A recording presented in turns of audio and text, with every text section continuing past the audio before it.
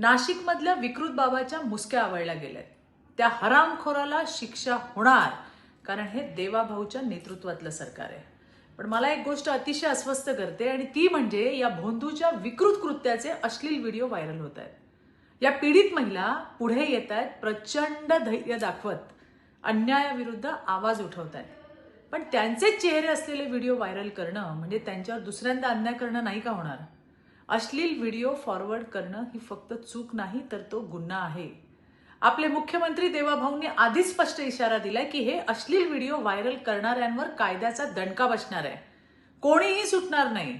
आणि व्हॉट्सअपचे ग्रुप ॲडमिनचा आतापर्यंत 6 जणांवर कारवाई सुद्धा सुरू झाली आहे. अरे थोडं तरी भान ठेवा.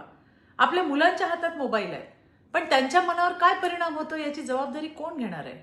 आजच बीडमध्ये अश्लील व्हिडिओ बघून 15 वर्षाच्या मुलाने 2 वर्षाच्या चिमुरड्यावर अत्याचार केल्याची घटना घडली आहे.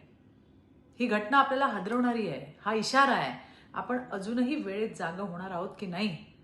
आज मी प्रत्येक नागरिकाला आवाहन करते, असे व्हिडिओ पाहूही नका आणि शेअरही करू नका. आणि जे कोणी करत असतील त्यांना थांबवा. याने या पीडित महिला आणि त्यांच्या कुटुंबांचं आयुष्य पणाला लागतंय. विकृतीला व्हायरल होऊ देऊ नका.